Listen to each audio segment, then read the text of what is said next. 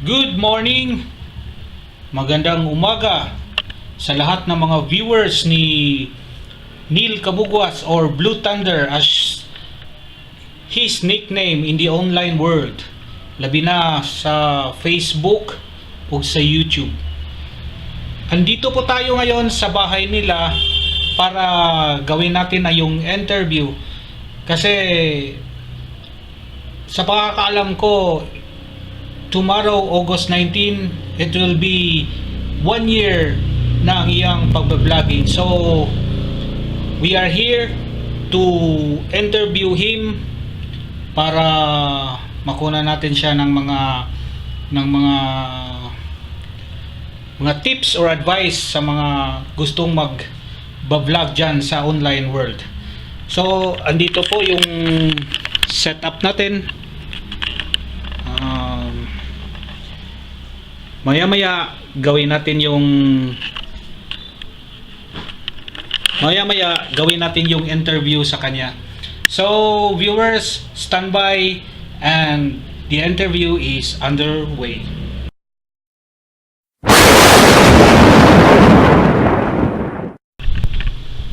Good morning, viewers ni Blue Thunder or Neil Kabugwas.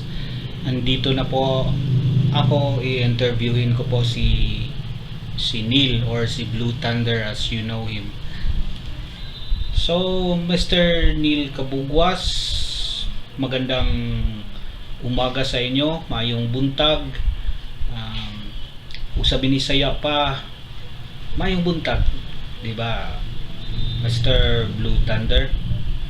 So, sa ngayon, sir, i-interviewin ka namin kung paano mo inumpisahan itong ginagawa mong vlogging na nasa YouTube.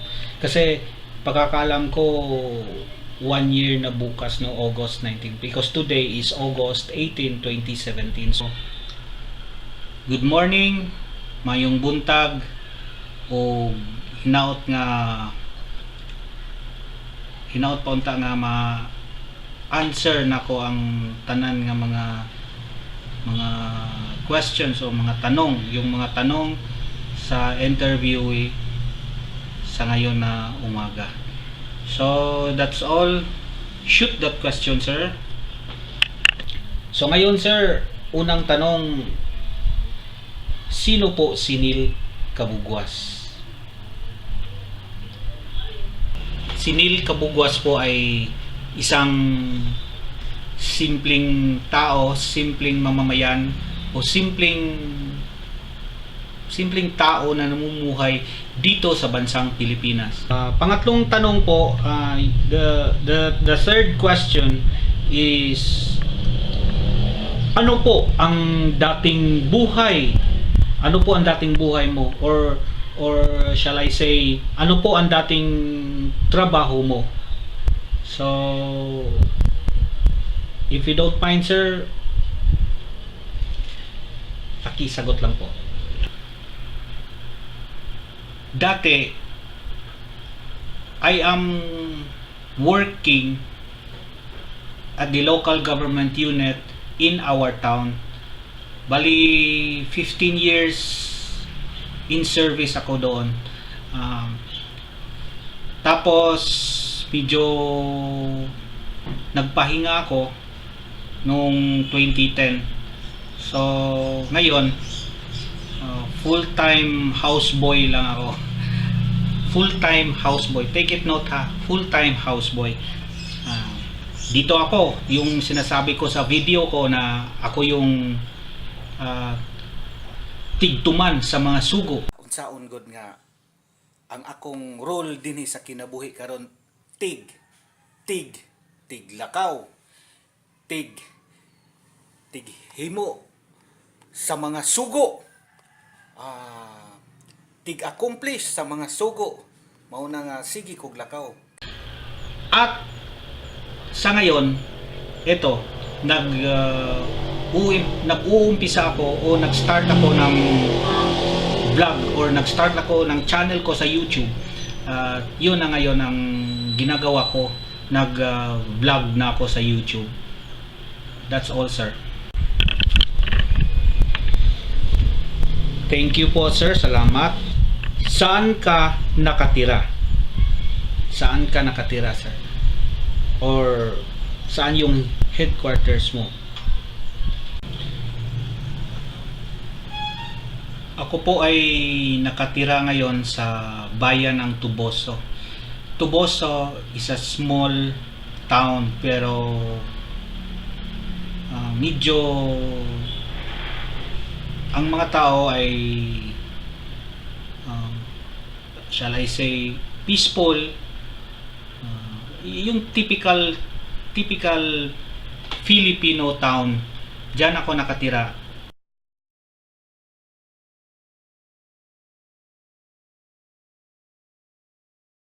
Dito ako nakatira sa Tuboso. So may mga pangalan sila, may mga ginagawang pangalan, yung shout out o shall I say ano ba yun, yung motive, yung shout out nila, sir, na Asenso Patuboso. So yun ang place ko, Tuboso, a small town in the northern part of Negros Occidental, Philippines. Okay, thank you po, sir. For now, you are a starter in vlogging. I mean, you just tried for the first time vlogging. Tell me when and how do these things come to your life? Nice question, sir. Nung nag-uumpisa ako sa vlogging, I started vlogging August 19, 2016. 1 year ago. Doon ako, yun, na date na yon, hindi ko nakala na, kasi ang punto ko lang noon na magbi-video lang ako. Wala akong intensyon na gawin ko yung vlog kasi hindi ko pa alam yung vlogging eh. Medyo stranger ako sa vlogging. Doon ako nag-uumpisa sa may pinuntahan ko na place sa may Vito, Barangay Vito, Sagay City. Nagsasakay ako ng bus nung unang-una. Yun, nag-vlog ako, gano'n, no? Gano'n yung camera. Tsaka medyo awkward talaga eh. Awkward yung ginagawa ko kasi unang-una ko pa, tapos yung mga tao nakatingin sa akin, yung mga pasahero. Pagbaba ko sa may cruising Vito, naghahanap ako ng yung motorcycle ba na papasok ng Vito, kasi yung Vito is a barangay na mapupunta pa doon sa malayo, no, magsasakay pa ng motorcycle. So ganon ako, tapos napunta ako sa simbahan kasi yung araw na yun, Biyernes, panata ko na bago sumapit yung, by the way, August 25 is my birthday. So dati yung last year, kasi a Friday before my birthday or on my birthday, kung ma-fall ng Friday, yun, nagpunta ako kasi yun ang panata ng parents ko. Tinuloy ko lang. So August 19 last year is was Friday. Doon nagpunta ako doon, nagba-vlog, nagvi-video ako. Video lang po yun.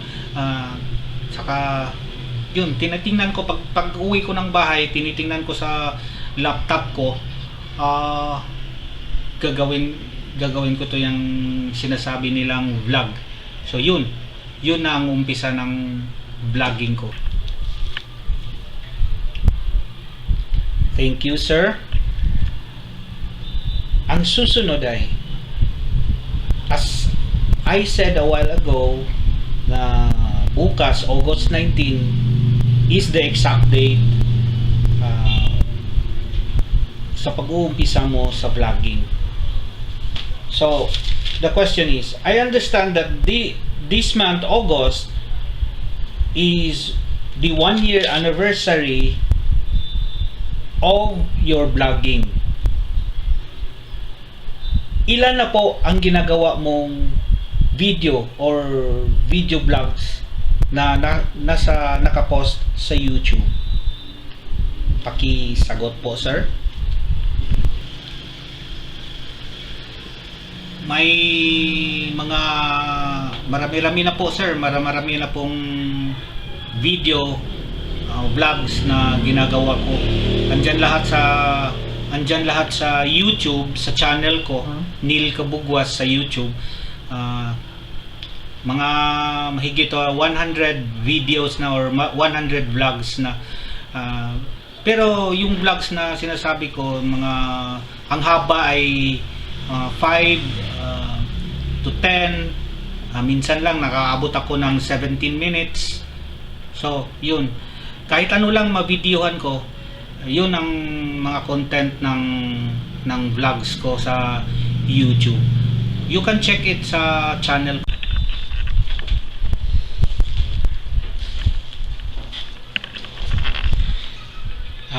Viewers, medyo po kinakabahan si Sir Blue Thunder. So, papasensyahan po natin. At saka din ako, naninibago ako sa setup ngayon eh. So, medyo kinakabahan din ako. So, okay, Sir Blue Thunder, Neil Kabugwas. Malapit na po itong matapos yung question, sir. Yung interview natin, yung maikling interview po. Number 9. Di ba yung vlogging, sir, mahirap na gagawin, no? Kasi you're vlogging in public, then you're talking with the camera. So tell me, sir, of your experiences in vlogging.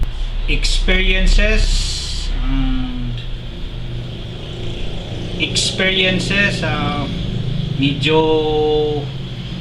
mahirap, sir. Yung pagbablog kasi, sir, kailangan may gutsy ka, tsaka di ka maging awkward ba, di ka just be yourself lang ba kung magba-vlog ka. Kasi if you are vlogging in public, yun ang mga tao nakatingin sa'yo kasi gaganon ka ng camera, so, tapos magsasalita ka sa camera, ikaw lang mag-isa. Yung lahat ng mga tao sa paligid mo nakatingin sa'yo at tingnan ka na anong ginagawa niya, bakit nag-uusap siya sa camera niya, nagsi-selfie ba siya, kasi kung may hawak tayo ng camera or cellphone or mobile phone na ganon, iisipin tayo nila na yan, nagsi-selfie yan, para yan sa Facebook, pero hindi nila alam na ikaw ay nagba-vlog at saka nagpi-film. Yan ang pinakabago ngayon na trending, or shall I say uso, vlogging. Kasi sa vlogging may may makukuha ka na benepisyo. Una, kasi ako dati shy type ako, yung mahiyain ba. Tapos yung sinasabi ko, yung unang-una kong vlog, nahihinig ako. Tapos ang pawis ko eh. Pero as days go by, yung palagi na akong nagkukuha ng vlog in public, medyo nawala na at I gain confidence of myself, no. Yun ang benepisyo na nakuha ko. At saka may mga bagay din na sasabihin ko na lang na good benefits na makukuha mo sa vlogging. Ma-enhance mo yung editing skills mo, at saka basta marami-rami yung makukuha mo na benefits at experiences kung magba-vlog ka sa YouTube. Yan po. Okay, thank you po, sir. And the last question, sir. Medyo ito po ay pwede mong sagutin, pwede ding hindi. So nasa sayo kung sasagutin mo tong last question namin para sayo. Kasi we have heard, sir, na in YouTube vlogging or yung mga gumagawa ng mga video sa YouTube ay may ginagawa nila yung monetization, no? Mino-monetize nila yung video niya kasi may mga ads na papasok sa videos niya. So ngayon, sir, ang question, have you monetized your vlogs? Okay, sir, pakisagot kung gusto mo yung sagutin, or just leave it on the air kung ayaw mong sagutin yon. So thank you, sir, in advance.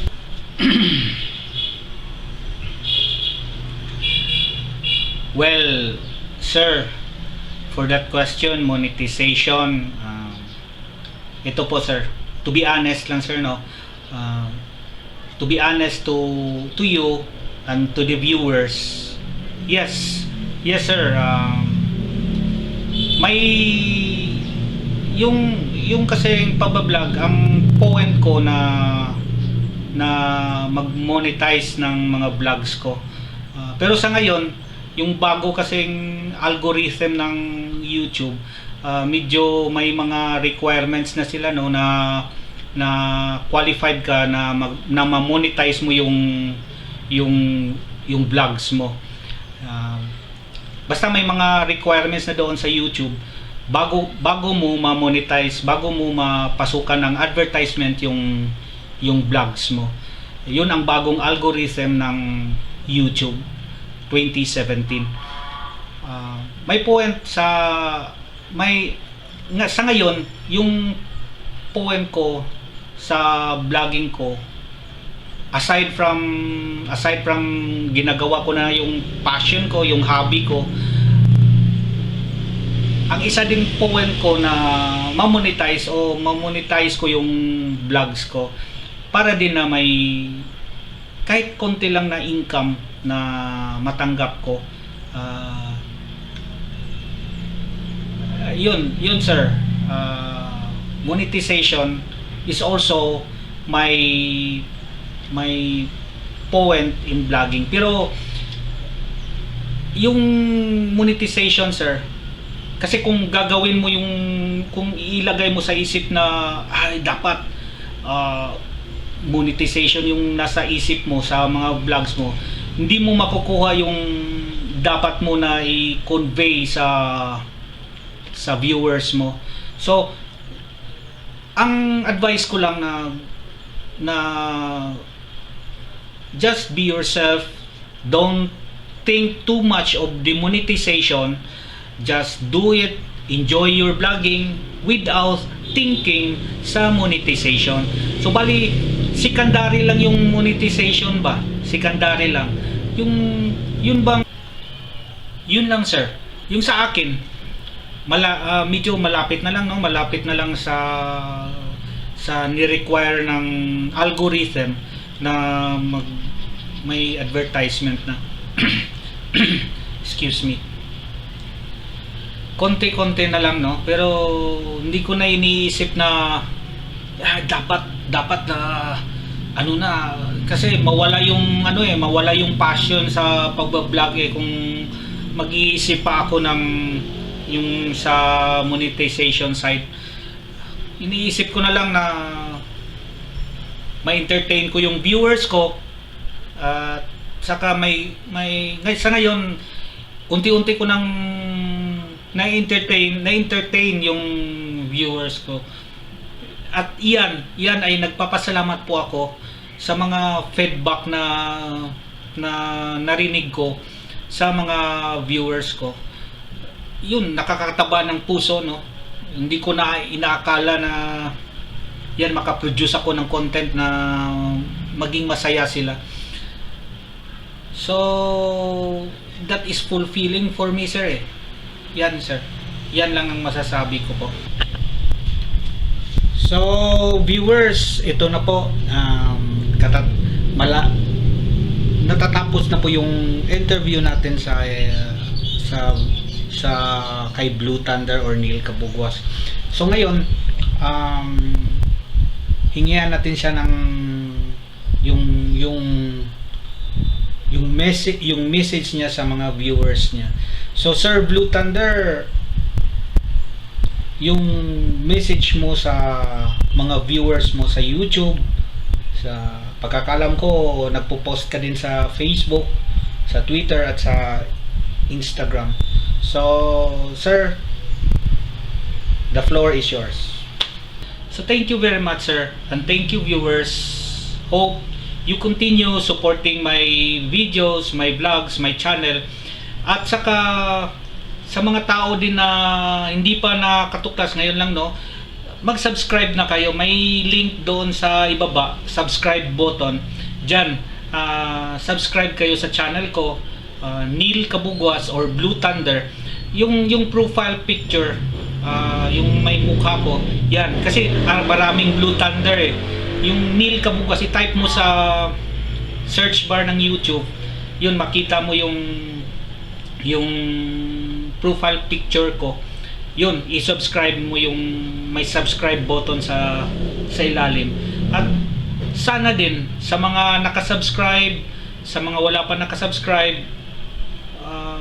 follow kayo, manunood kayo sa mga vlogs na ipopost ko someday, no? Kasi promise na I'll do my best to produce good content sa vlogs ko para sa inyong mga viewers. At ako din ay nagpapasalamat na hanggang ngayon, mula nung pag-umpisa ko sa vlogging at hanggang ngayon, yan, dyan kayo view or nagsusupport sa channel ko. Salamat ulit. Yung part kayo ng journey ko sa vlogging ko. Thank you very much, viewers, and thank you, sir, for coming, and thank you. Okay, thank you po, sir. Thank you very much. Thank you, sir, sa time, sa mga opportunities to interview. Thank you very much and good luck sa vlogging mo sa YouTube. Thank you, sir.